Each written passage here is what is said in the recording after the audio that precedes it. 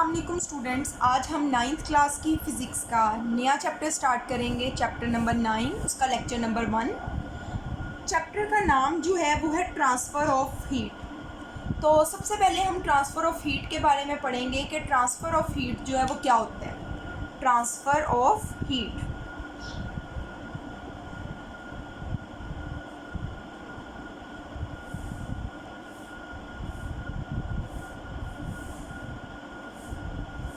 Student transfer of heat को उर्दू में कहा जाता है इंतकाले हरारत।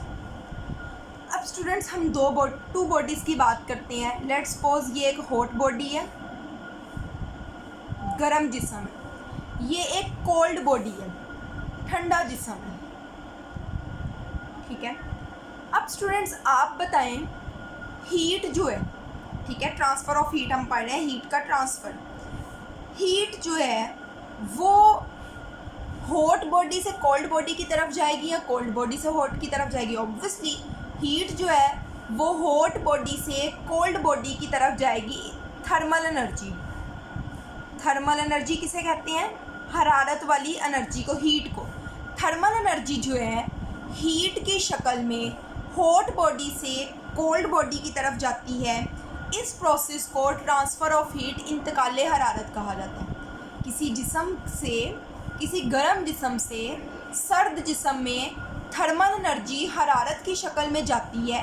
इस जाने को, इस इंतकाल को, इस मूवमेंट को, इस ट्रांसफ़र को ट्रांसफ़र ऑफ हीट, इंतकाले हरारत कहते हैं। तो इसकी डेफिनेशन होती है, thermal energy flows from hot body to cold body in the form of heat is called transfer of heat. Thermal energy जो है वो गर्म जिस्म से, हॉट बॉडी से कोल्ड बॉडी की तरफ in the form of heat, हरारत की शक्ल में जाती है, जिसे हम ट्रांसफ़र ऑफ हीट कहते हैं, इंतकाले हरारत कहते हैं। अब स्टूडेंट ट्रांसफ़र ऑफ हीट जो होता है वो हमें खुद से नहीं करवाना पड़ता कि हम मतलब कोई एनर्जी लगाएं या कुछ करें जिसकी वजह से हीट जो है वो हॉट बॉडी से कोल्ड पार्ट की तरफ जाए, बल्कि it is a natural process. ये कुदरती तौर पे होता है। आपने देखा होगा, फॉर एग्ज़ाम्पल आपके घर में एक तरफ कहीं आग लगी हुई है, ठीक है, वो हीट खुद आहिस्ता आहिस्ता आहिस्ता आहिस्ता रूम के दूसरे पार्ट्स में या घर के दूसरे हिस्सों में जाना शुरू हो जाएगा। कोई आपको फोर्स, एनर्जी नहीं लगानी पड़ी, but it is a natural process. ये नेचुरल प्रोसेस है और ये तब तक जारी रहता है जब तक दोनों इज्साम का टेम्परेचर सेम नहीं हो जाता। मतलब फॉर एग्जांपल इसका टेम्परेचर था 11 केल्विन, ठीक है, इसका टेम्परेचर था 7 केल्विन। यहाँ से हीट यहाँ गई। केल्विन बेसिकली टेम्परेचर का यूनिट होता है, जैसे डिग्री सेंटीग्रेड होता है। चले हम डिग्री सेंटीग्रेड ही कर देते हैं। 7 डिग्री सेंटीग्रेड था, 11 डिग्री सेंटीग्रेड था।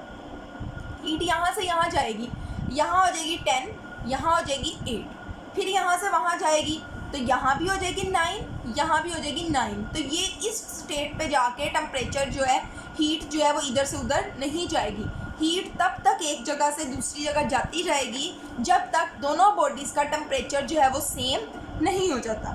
तो तब तक ये नेचुरल प्रोसेस कंटिन्यू रहता है। अब स्टूडेंट ट्रांसफ़र ऑफ हीट के 3 मेथड्स हैं, ठीक है। आपकी बुक में ट्रांसफ़र ऑफ हीट, इंतकाले हरारत के 3 तरीके दिए गए हैं। पहला मेथड है कंडक्शन, सेकेंड मेथड है कन्वेक्शन, थर्ड जो मेथड है वो है रेडिएशन। तो ट्रांसफ़र ऑफ हीट जो है हॉट बॉडी से कोल्ड बॉडी की तरफ 3 तरीक़ों से ट्रांसफ़र होती है, कंडक्शन, कन्वेक्शन, रेडिएशन। अब मैं आपको ट्रांसफ़र ऑफ हीट का ज़रा अंडरलाइन करवा के रीड करवा दूँ, उसके बाद हम जो टॉपिक आज पहला स्टार्ट करेंगे वो कंडक्शन करेंगे।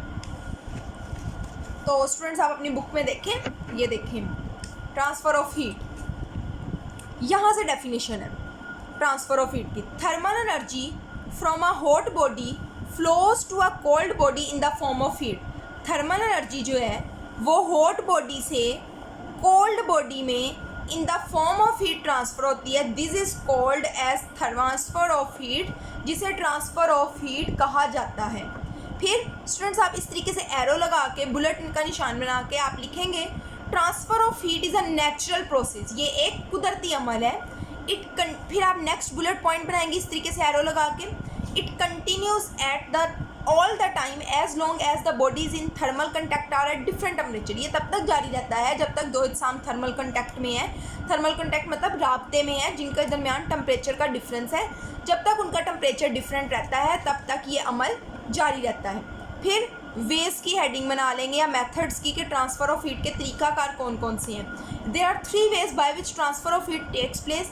3 तरीक़ेकार हैं जिसके ज़रिए ट्रांसफ़र ऑफ हीट हो सकता है। पहला है कंडक्शन, सेकंड वन है कन्वेक्शन, थर्ड वन है रेडिएशन। अब स्टूडेंट सबसे पहले हम कंडक्शन स्टार्ट करते हैं। अच्छा, तो स्टूडेंट्स हम कंडक्शन का टॉपिक स्टार्ट कर रहे हैं। आपने कंडक्शन का प्रोसेस आपने याद रखना है। कंडक्शन का प्रोसेस जो है वो हमेशा सॉलिड्स में होता है। सॉलिड्स मीन ठोस होते हैं ना, सॉलिड लिक्विड गैसेस। तो कंडक्शन का प्रोसेस जो है वो हमेशा सॉलिड्स में होता है। अब स्टूडेंट्स आपको पता है सॉलिड्स जो हैं वो एटम से मिलकर बने होते हैं और जो एक दूसरे के इस तरीके से करीब करीब होते हैं। ठीक है, इस तरीके से सॉलिड्स एटम से मिलकर बने हैं जो एक दूसरे के इस तरह बहुत ज़्यादा करीब होती हैं। अब स्टूडेंट लेट्स सपोज आप स्पून की ही बात कर लें। स्पून जो है, चम्मच जो है वो एक सॉलिड है। ये लेट्स सपोज एक स्पून ही बना हुआ है। इस तरीके से इसके एटम्स होंगे।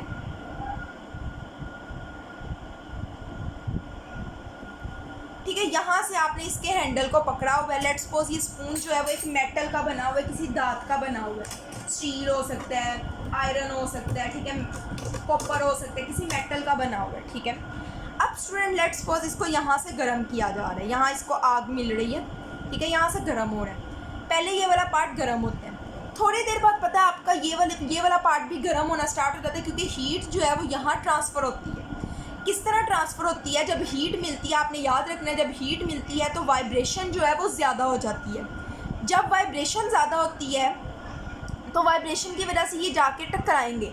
ये इसके साथ टकराएगा, अपनी एनर्जी यहाँ भेजेगा, ये आगे टकराएगा। वाइब्रेशन की वजह से ये टकराते टकराते अपनी एनर्जी कोलिजन के थ्रू, टकराव के जरिए अपनी एनर्जी आगे आगे ट्रांसफ़र करते रहते हैं। इस तरीके से हीट जो है हॉट पार्ट से कोल्ड पार्ट की तरफ जाती है।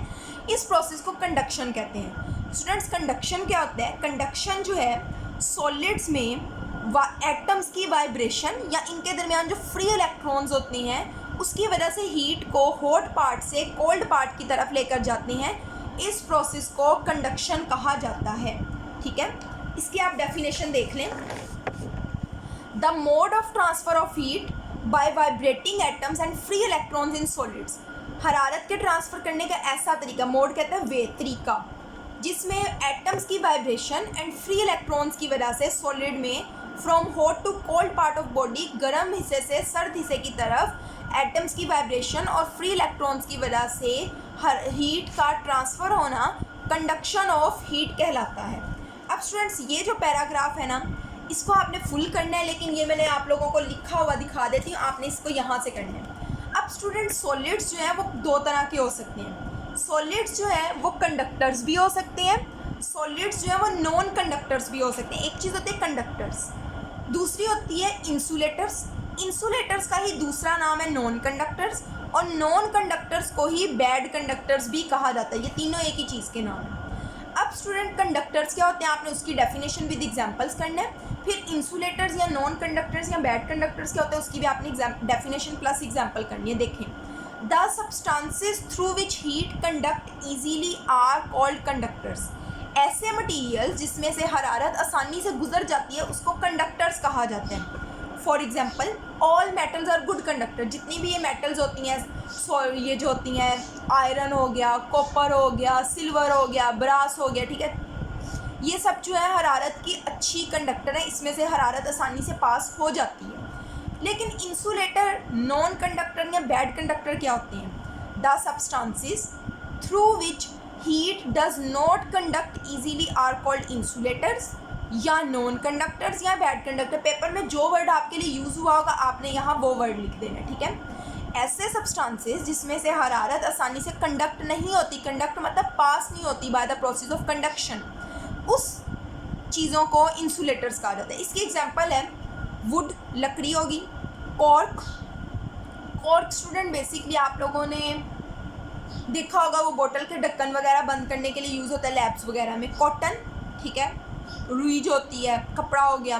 वूल, ठीक है, रबर हो गई एटसेट्रा, ये जो मटेरियल हैं इनमें हीट इजीली ट्रांसफ़र नहीं होती। आपको पता है स्टूडेंट्स, अक्सर जो आपके बर्तन वगैरह होते हैं उसके जो हैंडल्स होते हैं वो रबड़ के क्यों बनाए जाते हैं या लकड़ी के क्यों बने होते हैं, ताकि हीट ट्रांसफ़र ना हो, आप उसको आसानी से पकड़ सको। ठीक है, तो यहाँ से आपने कंडक्शन के टॉपिक से फ़िलहाल आपने सिर्फ कंडक्शन की डेफिनेशन करनी थी, कंडक्टर्स क्या होते हैं, इंसुलेटर्स क्या होते हैं, और उसके अलावा आपने कंडक्शन के साथ ये वाली डायग्राम बना देनी है।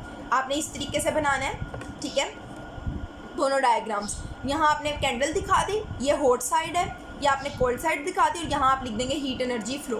और फिर आपने ये भी लिख देना है, ये हॉट कोल्ड, ये एटम्स की वाइब्रेशन, और नीचे आपने यही लाइन लिख देनी है, in solid heat is transferred from one part two the other part, from atoms two atoms, atom से एटम्स के ज़रिए, और मॉलिक्यूल्स टू मॉलिक्यूल्स, या मॉलिक्यूल्स से मॉलिक्यूल्स की तरफ ट्रांसफ़र होता है ड्यू टू कोलिजन, टकराव की वजह से।